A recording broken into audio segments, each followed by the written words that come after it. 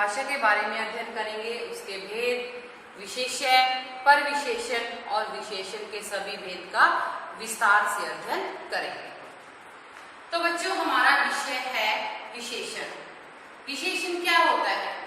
जो शब्द संज्ञा या सर्वनाम की विशेषता बताते हैं उन्हें विशेषण कहा जाता है। तो बच्चों, विशेषण से पहले आपको ये पता होना चाहिए कि संज्ञा शब्द कौन से होते हैं और सर्वनाम शब्द कौन से होते हैं। संज्ञा कौन से होते हैं?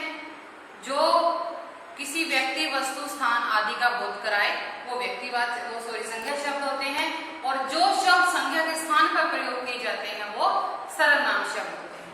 अब हमारे पास पहला उदाहरण है, राम तेज दौड़ता है। अब यहाँ पर राम क्या है? राम है संज्ञा। तेज क्या है? तेज है इसकी विशेषता। राम तेज दौड़ता है, तो राम कैसे दौड़ता है?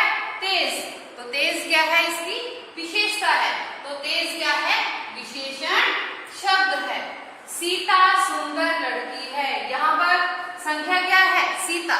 यहाँ पर सीता की क्या विशेषता बता रखी है कि वो सुंदर लड़की है। वह ईमानदार लड़का है, वह क्या है? सर्वनाम, और ईमानदार क्या है? उसकी विशेषता। यहाँ पर संज्ञा की विशेषता बताई गई थी और इस उदाहरण में सर्वनाम की विशेषता बताई गई है कि वह ईमानदार लड़का है। अगर वह की जगह राम लिखा होता तो राम तो संज्ञा है, तो ये संज्ञा की विशेषता भी है और ये सर्वनाम की विशेषता भी है। तो हमें यहाँ से क्लियर हो रहा है कि जो शब्द संज्ञा या सर्वनाम की विशेषता बताते हैं वो विशेषण शब्द कहलाते हैं। अब इन शब्दों ने संज्ञा की विशेषता भी बताई और सर्वनाम की विशेषता भी बताई, तो ये शब्द क्या है? विशेषण शब्द। ऐसे यहाँ पर सीता सुंदर लड़की है, यहाँ पर सीता संज्ञा थी, लेकिन अगर सीता की जगह हम लिख देते वह सुंदर लड़की है, तो ये है सर्वनाम। तो विशेषण शब्द दोनों की विशेषता बताता है, चाहे वो संज्ञा हो चाहे वो सर्वनाम। तो इसके बाद हम एक करते हैं विशेष्य। विशेष्य क्या होते हैं? विशेष्य वो होते हैं जिनकी विशेषता बताई जाती है। अब मैंने यहाँ पर आपको बताया कि विशेषण जो शब्द है वो संज्ञा और सर्वनाम की विशेषता बताते हैं, और विशेषण क्या होता है?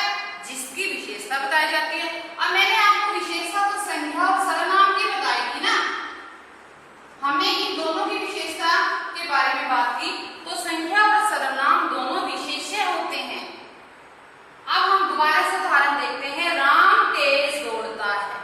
अब यहाँ पे राम संज्ञा थी, किसके बारे में विशेषता बताई गई थी? राम की विशेषता बताई गई थी, तो राम क्या है? विशेष्य। इसको संज्ञा भी बोलते हैं और इसको विशेष्य भी बोलते हैं। सीता सुंदर लड़की है, यहाँ पर सीता की विशेषता बताई गई थी, वो संज्ञा थी, लेकिन हम सीता को विशेष्य भी बताएंगे क्योंकि संज्ञा भी है और ये विशेष्य भी है। जिसकी विशेषता बताई जाती है उसे विशेष्य कहते हैं। तो बच्चों, ये आपको क्लियर हो गया। विशेषण होते हैं जो विशेषता बताते हैं, विशेष्य होते हैं जिसकी विशेषता बताई जाती है।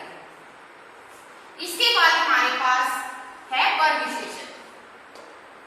परविशेषण शब्द वो होते हैं जो विशेषण की भी विशेषता बताते हैं।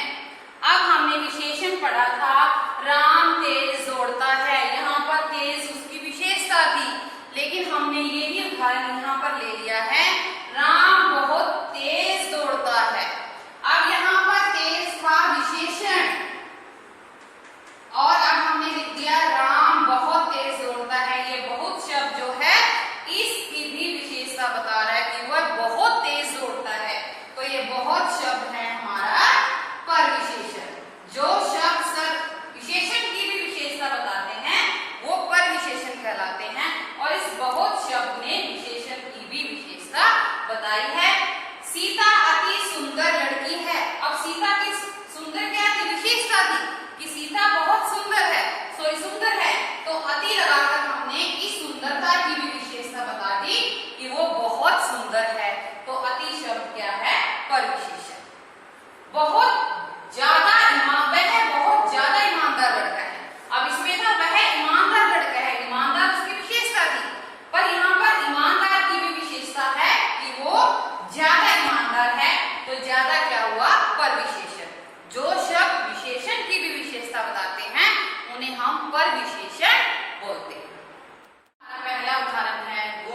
गुणवाचक विशेषण।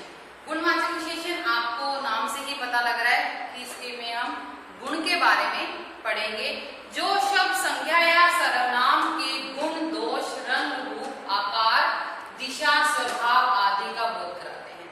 तो बच्चों ये विशेषण शब्द ऐसे होते हैं जो संज्ञा या सर्वनाम के रंग के बारे में बताते हैं, रूप के बारे में बताते हैं, उनका आकार कैसा है, उनका स्वभाव कैसा है, उनकी दिशा कैसी है, तो उनके बारे में ये बोध कराते हैं। तो हम जैसे ईमानदार है, दयालु है, सच्चा है, अच्छा है, प्रतिभाशाली है, ये सभी उनके गुण के बारे में बताते हैं। तो जैसे अब मैं कहूँ वह लड़का बहुत अच्छा है, अच्छा मीन्स कि वो गुणवाचक विशेषण का उदाहरण है कि वो बहुत अच्छा है, वो बहुत ईमानदार है। अगर मैं आपको कहूँ ये बोतल लाल है, ये बोतल लाल है, तो लाल क्या है, इसका रंग है, तो ये गुणवाचक विशेषण का उदाहरण है। मेरे हाथ में जो पेन है वो सफेद है, तो सफेद क्या है, इसका रंग है। जैसे हमने रंग के बारे में पढ़ा, गुण के बारे में पढ़ा, आकार के बारे में। मैं कहूँ ये पेंसिल बहुत लंबी है और ये पेंसिल छोटी है, तो ये इसके आकार को बता रहा है कि एक पेंसिल लंबी है, लंबाई भी इसका आकार है और छोटा भी इसका आकार है। इसके बाद हम पढ़ते हैं दिशा के बारे में। जैसे आपको पता है हम चारों दिशाओं का नाम लेते हैं, वो उत्तर दिशा की तरफ जा रहा है, राम दक्षिण की तरफ जा रहा है, तो उसमें इसकी दिशा के बारे में बताया जाता है। तो गुणवाचक विशेषण में संज्ञा और सर्वनाम के गुण, दोष, रंग, रूप, आकार इनके बारे में बताया जाता है। इसके बाद है हमारे पास संख्यावाचक विशेषण, जो इसका दूसरा उदाहरण है। जो शब्द संज्ञा या सर्वनाम की संख्या का बोध कराते हैं, वो गिनती के बारे में बताते हैं, संख्या के बारे में बताते हैं। जैसे एक पेन, दो पेंसिल, तीन बच्चे। अब मैं कहूँ मेरे पास एक पेंसिल है या मेरे पास दो पेंसिल है, कक्षा में तीन बच्चे बैठे हैं, जो तीन है वो संख्यावाचक का उदाहरण है और जो दो है ये भी संख्यावाचक का ही उदाहरण है। तो इसमें हम संख्यावाचक विशेषण के आगे दो और भेद होते हैं, जो है निश्चित संख्यावाचक और एक होता है अनिश्चित संख्यावाचक। निश्चित संख्यावाचक में संख्या या सर्वनाम की निश्चित संख्या के बारे में बताया जाता है। जैसे अगर मैंने आपको बताया था कि मेरे पास दो पेंसिल है, तो दो ये निश्चित है, ये हमें पता लग रहा है कि ये दो हैं। तो अगर मैं कहूँ कि कक्षा में 5 बच्चे बैठे हैं, मैं उनको गिन सकती हूँ कि ये 5 बच्चे हैं, वो ये निश्चित संख्यावाचक है। लेकिन अगर मैं कहूँ कुछ बच्चे बैठे हैं, अब वो बच्चे तो बैठे हैं लेकिन वो मैं गिन नहीं रही कि कितने बच्चे बैठे हैं, वो अनिश्चित संख्यावाचक है। हमें बच्चे को पता है बैठे हैं, लेकिन उसकी संख्या हमें निश्चित रूप से नहीं पता।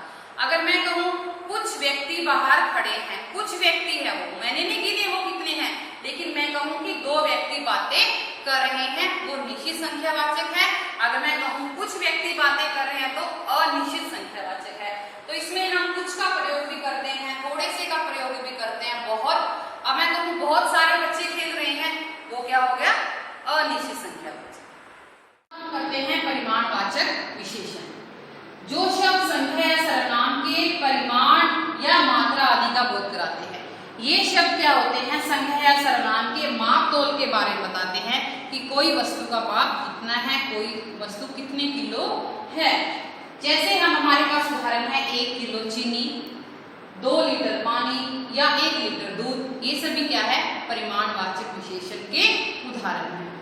जैसे आपको हो, आप बाजार में आपको जाना है, तो आपको 1 किलो सब्जी खरीदनी है, 1 किलो आलू खरीदने हैं, 2 किलो टमाटर खरीदने हैं या 1 किलो चीनी लेनी है। ये सभी क्या होते हैं, ये परिमाणवाचक विशेषण के उदाहरण होते हैं। तो अब आपको बेटा जब भी आप कुछ भी सामान लेने जाओगे तो आपके दिमाग में आएगा कि ये तो मेरा परिमाणवाचक विशेषण है। अब आगे हम इसके दो भेद करते हैं, निश्चित परिमाणवाचक और अनिश्चित परिमाण। अब निश्चित परिमाणवाचक में क्या होता है, निश्चित परिमाणवाचक में हमें निश्चित रूप का पता होता है कि ये वस्तु की क्वांटिटी कितनी है।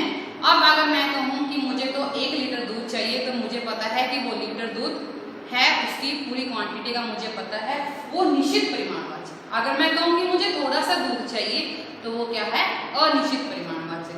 अब मेरे पास एक उदाहरण देखो आप, ये है मेरे पास 1 लीटर पानी। अब 1 लीटर पानी निश्चित परिमाणवाचक हमें बताता है। अब है मेरे पास गिलास में थोड़ा सा पानी। अब ये थोड़ा सा पानी क्या है, ये अनिश्चित परिमाणवाचक, क्योंकि पानी तो है लेकिन मुझे नहीं पता कि ये पानी कितना है, ये आधा लीटर है या उससे भी कम है, मुझे नहीं पता, पर मुझे इसका पता है कि ये 1 लीटर पानी है। ये निश्चित परिमाणवाचक का उदाहरण है। तो ये बेटा एक उदाहरण से हम और देख सकते हैं, जैसे आप आपके घर में कोई आता है और आप चाय बनाते हो, लेकिन वो गेस्ट जो आता है वो ये कहता है कि मेरी चाय में चीनी थोड़ी सी डालना। अब आपको क्या पता वो चीनी कितनी डालनी है, कोई 50 ग्राम डालनी है, 100 ग्राम डालनी है, आपको नहीं पता, तो वो भी अनिश्चित परिमाणवाचक का ही उदाहरण होता है। तो अब है हमारे पास सार्वनामिक विशेषण। अब सार्वनामिक विशेषण में शुरू में जो नाम आता है वो सर्वनाम का आता है। इसका मतलब क्या है कि ये जो विशेषण है इसमें सर्वनाम शब्दों का प्रयोग किया जाता है। संज्ञा सर्वनाम शब्दों की ओर संकेत करने वाले शब्दों को सार्वनामिक विशेषण कहते हैं। इन विशेषण का एक और नाम होता है संकेतवाचक विशेषण, क्योंकि ये संकेत करते हैं। जैसे यह कलम रिया की है। अब यह क्या है? ये सर्वनाम शब्द है, लेकिन ये संज्ञा शब्द के आगे लगकर उसकी विशेषता बता रहा है, उसकी ओर संकेत कर रहा है कि यह कलम रिया की है। दूसरा उदाहरण वह सर्वनाम शब्द है, वह घर मेरा है। अब ये वह सर्वनाम शब्द है, संज्ञा शब्द के आगे लगकर वो इशारा कर रहा है, संकेत कर रहा है कि वह घर मेरा है। यह उसकी किताब है, यही वो किताब की तरफ इशारा करता है। और सर्वनाम शब्द संज्ञा शब्द से पहले आकर संज्ञा शब्द की विशेषता बताते हैं, इनको हम सार्वनामिक विशेषण कहते हैं। तो बच्चों मैं उम्मीद करती हूँ आज का चैप्टर आपको समझ आ गया होगा। धन्यवाद।